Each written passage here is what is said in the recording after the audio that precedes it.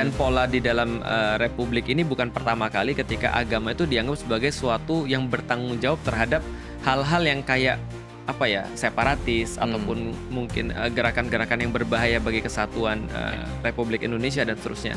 Misalnya kalau dulu misalnya ya, misalnya kayak Mas Ferry misalnya sebagai orang awak misalnya itu pasti kan pernah diceritakan tentang PRRI Permesta dan segala macam. Padri. Ya, betul. Lalu kemudian kita tahu bahwa saya di situ seolah-olah tokoh yang dianggap bertanggung jawab adalah orang-orang Muslim yang akhirnya berujung pada pembubaran Masyumi kan gitu. Nah, aku pikir pola itu kayak mungkin dilihat lalu kemudian mau diulangin.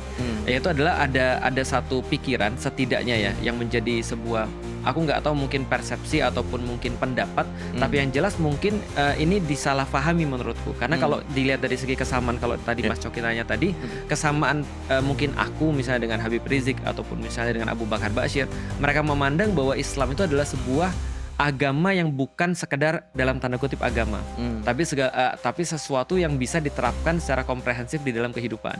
Nah, artinya mereka dalam tanda kutip ya menuntut agama ini agar bisa mendapatkan porsi yang seharusnya. Nah, mungkin menurutku juga ya, tapi ya aku juga nggak tahu kan, aku juga nggak bisa ngejudge ya. Ini yang disalahpahami oleh pemerintah dengan ketika mereka minta porsi yang seharusnya ini sebagai tindakan separatisme. Atau ya kalau pola zaman dulu yang digugat kan adalah Pancasila kan.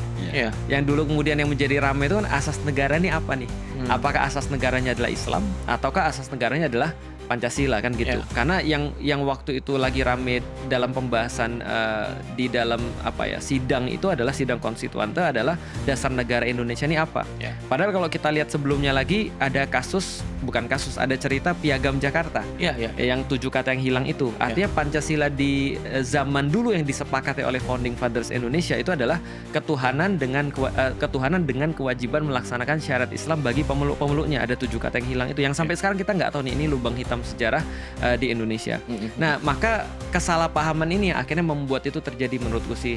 Akhirnya ketika mereka melihat kesamaan kita dalam memandang Islam, termasuk aku juga memandang ketika aku belajar Islam, Islam ini harusnya mendapatkan porsi yang lebih di dalam kehidupan, gitu kan ya. Nah, itu kayaknya yang disalahpahami dan itu nyambung dengan yang kedua.